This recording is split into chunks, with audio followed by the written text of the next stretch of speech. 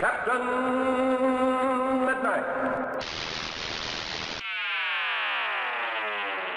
This video is brought to you by CuriosityStream. So I hesitated in making this video because I know there's probably a lot of them like it around, many of them already up as I make this. But at the end of the day, I just had too many thoughts on this season that I couldn't help myself. The fact is, Game of Thrones has been one of my favorite shows of the decade, and seeing it go out like this was a bummer.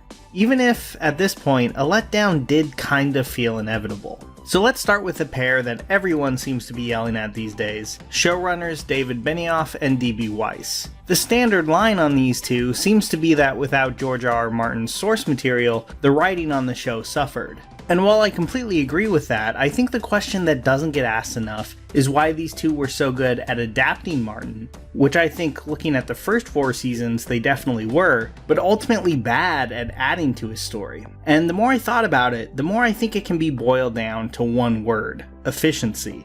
George R.R. Martin's novels are sprawling, growing more and more massive with each installment. The world he's created isn't just massive in scope and size, it's always adding new characters, new viewpoints through which we see Westeros, which I think is a big reason why it's taking him so long to write. But when you're making television, there's just always going to be a limit to that, and for years D&D were great at streamlining his novels into a TV structure. Now, it was never perfect, and I'm sure you'll find plenty of complaints about those early seasons from fans. I think they proved they were really great at adapting those books without losing a lot of the nuance of the text. They wanted to respect those novels while also making satisfying television. But when they ran out of books, it was that same instinct to value storytelling efficiency over everything else that would eventually turn the show from the rich, textured world of the first half of the series into the hollow, dumbed down, overly convenient version of the show we ended up with. There were so many times in Season 8 that any sense of internal consistency in the world, and oftentimes even in the characters, was completely sacrificed at the altar of efficiently delivering the big wow moments that the show thought it had to give us. And those problems really piled up. I can never be Lord of Winterfell. I can never be Lord of anything. It was a difficult, long trek for Robb Stark to march his army south in early Game of Thrones. In Season 8, the journey between Winterfell and King's Landing felt like a stroll through a meadow. The complicated political machinations and alliances between houses felt like they all kind of fell away, to the point that in the big council scene in the finale, it really seemed like Sam and Davos were there because we recognized them, not because it made much sense. Now, these are all small things, but like I said, they add up really quickly. Season 8 felt like it would use any shortcut and any convenience to deliver fan service and then end the show as quickly as humanly possible, which gave the show a laziness that just didn't feel like Game of Thrones to me. Now, if that sounds like a nitpick, I understand, but I really think one of the cornerstones of the series was treating Westeros like a living, breathing world, where its characters' actions rippled out and affected the world around them, and where the consequences of those actions really mattered. Those cause and effect consequences seemed like they totally disappeared in Season 8. A good example of that is the Dothraki, whose journey this season, if you can even call it that, was so lazily written, it made me wonder if the showrunners even remembered they were in the scripts at all until like the very last minute. In the Battle of Winterfell, they appear to be unceremoniously killed off screen by the White Walkers, all in service of a cool visual moment that didn't make much sense as a battle plan. It's mentioned in episode 4 that some of them, at least, were still alive. That already seemed pretty unlikely to me, but I was kinda like, okay, I guess some of them survived, despite episode 3 making it look like a total slaughter. But then, in the Bells, they seem to be back in more than full force, running through the Golden Company like butter. Despite those guys being built up as incredible warriors and a massive army, I guess they actually had no battle strategy at all, and they just go down in like 10 minutes. But the final and most ridiculous thing the show does with the Dothraki this season is forgetting about them. After Dany gives her big Saruman speech that they cheer on, they just disappear. Grey Worm apparently convinces them to leave along with the Unsullied, I guess, which seems about as un-Dothraki as you can get, at least to me. But it's just obvious the show doesn't care. because getting into those details wouldn't be the fastest and most efficient way to get through the remainder of this story at a breakneck pace. And in the end, that's what the writers seem to care about. The Dothraki were far from my biggest problem with the finale, but I think they're the perfect example of the show totally dropping the ball on the kind of details that it used to care about. But now, let's talk about Bran. This character ending up on the Iron Throne, or I guess the room where the Iron Throne used to be because dragons apparently understand the concept of symbolic significance, seems almost designed to not satisfy any viewer.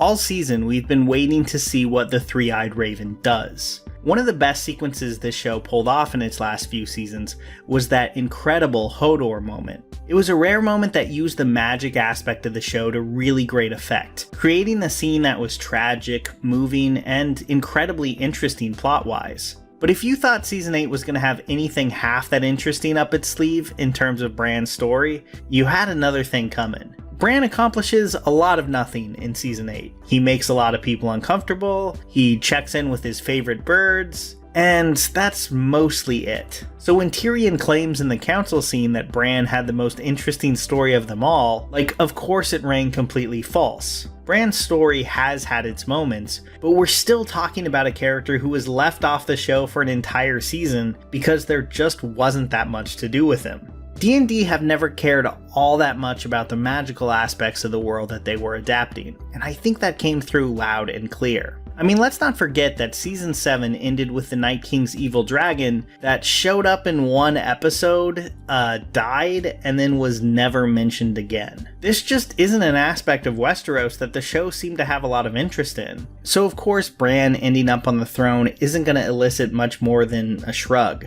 It also just feels kinda weird, honestly. Tyrion and the rest of the council have made someone that they have no possible way of really understanding king, and just kinda hoping for the best, I guess. I mean, honestly, I think there's probably a great horror story to be written about a kingdom ruled by an emotionless magical entity who is able to see the future, the past, and see through the eyes of animals whenever he wants to without, anyone knowing. That's kind of extremely creepy, and everyone is just hoping his intentions are noble based on not much, honestly. And if you think I'm reading too far into this, I get it, but I also think that's exactly what George R.R. Martin would do in his writing. I mean, this is the guy who, talking about his problems with the ending of Return of the King, once said, "Lord of the Rings had a very medieval philosophy, that if a king was a good man, the land would prosper. We look at real history and it's not that simple. Tolkien can say Aragorn became king and reigned for 100 years and he was wise and good, but Tolkien doesn't ask the question, what was Aragorn's tax policy? Did he maintain a standing army? What did he do in times of flood and famine? And what about all those orcs? By the end of the war, Sauron is gone, but all of those orcs aren't gone, they're in the mountains. Did Aragorn pursue a policy of systematic genocide and kill them, even the little baby ones in their little orc cradles? These are the kind of details that Martin deeply cares about, and they're also the exact type of question Game of Thrones the TV show no longer had any interest in. So far in this video, I've mostly focused on the dumbing down of the world of Game of Thrones, but the characters were far from immune too. Now, a lot of people have already talked about Dany's sudden lurch towards evil, so I don't want to spend the rest of the video on it, but I will say that I thought it was a good idea, just executed very poorly. Like almost everything about Season 8, it felt so rushed. Yeah, she had done morally questionable things in the past, but so had Tyrion and so many others that we were cheering for. In my mind, that doesn't set up that she's willing to murder more people than Joffrey and Tywin combined at the drop of a hat, especially when she didn't even need to win the throne. And there's the fact that they completely strip away anything that was once admirable about her. Any sense of mercy she had is long gone, and even her wardrobe is about as subtle as a cartoon villain. I think they could have believably gone to this place with Dany, but not in 6 episodes. It's a much more grounded example, but look at the arc of Mayor and former Littlefinger Tommy Carcetti in the last few seasons of HBO's The Wire. Here we have a flawed but genuinely idealistic politician who seemed to really care about changing the problems he saw in Baltimore. But during his time on the show, he makes one concession after another, always valuing his own political success and convenience over what he said he believed in. And finally, by the end, he's transformed into exactly the kind of mayor he was so disgusted by in early season 4. They could have done that on an epic fantasy scale with Dany. I think the seeds of that story were right there. But they decided to rush through it, and they kind of half-assed it as a result. So when she dies, I don't feel anything. This isn't the death of a once noble hero with a tragic downfall. It was a noble hero who turned into a standard fantasy villain on a dime. Then there's Tyrion. His story actually is tragic because he apparently hit his head really hard in the box on his way out of King's Landing and never fully recovered. I mean seriously, once they ran out of book material, the show had no idea what to do with Peter Dinklage. And watching the character fumble his way from botched plan to dumb idea over and over again these last few seasons has been really disappointing. Don't get me wrong, it's totally fine for Tyrion to make mistakes, but the great mind that the early seasons so often showed us seemed pretty much gone. Name any great Tyrion line, and I almost guarantee it's taken straight from the books. They were just never very good at writing this character without them. And him being Hand at the end is fine, I guess. Except for the fact that he's already demonstrated he's pretty bad at the job, so I'm not sure why we should think he's going to be any better now. And his brother Jaime completely regressed in the last half of this season, which I actually think is an interesting place to go with the character. Except,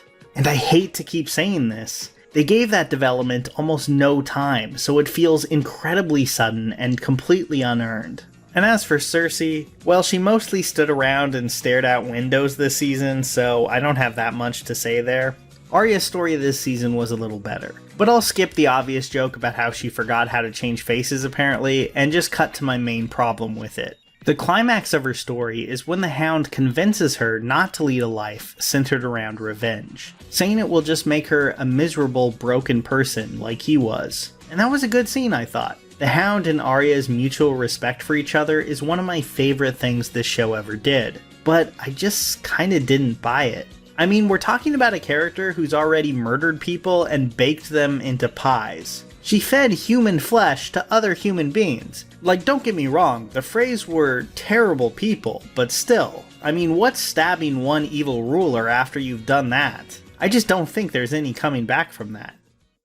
As for Jon and Sansa, okay. Sansa ends the season ruling the North, which I think works well enough as the ending for her story, and Jon gets sent up to the Wall to hang out with his free folk pals, and hopefully to never have to draw up a horrendous battle plan that fails miserably that one of his teenage sisters has to bail him out of once again. And that's fine.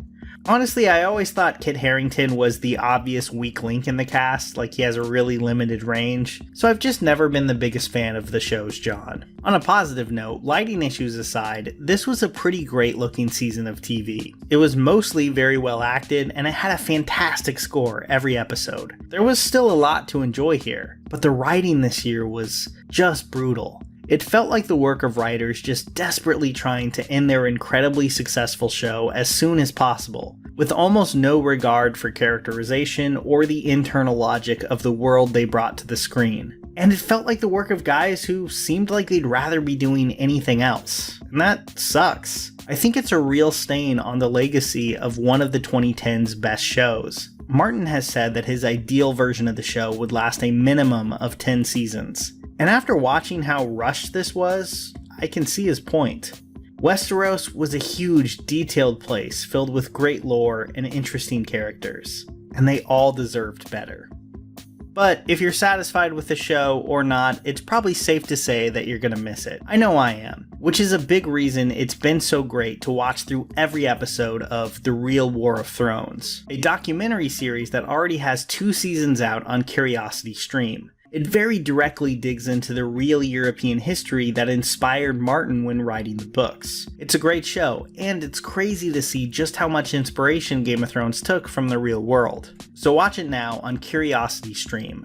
Founded by the same guy as the Discovery Channel, this is one of the very best streaming apps. It's available worldwide on a ton of platforms, and after your month-long free trial is still only $2.99 a month. which is a great deal because you're going to be able to watch over 2,400 documentaries on everything from science to history to really cool tech stuff and a lot more. So go to curiositystream.com/Captain Midnight or check out that link in the description or pinned comment below. Here's a special tip for the fellas and girls who have not already joined Captain Midnight's new 1940 Flight Patrol. You'd better hurry up and join at once because there's a big adventure ahead. The thing to do now is to get started because we're going to have not only barrels of fun, but loads of free gifts and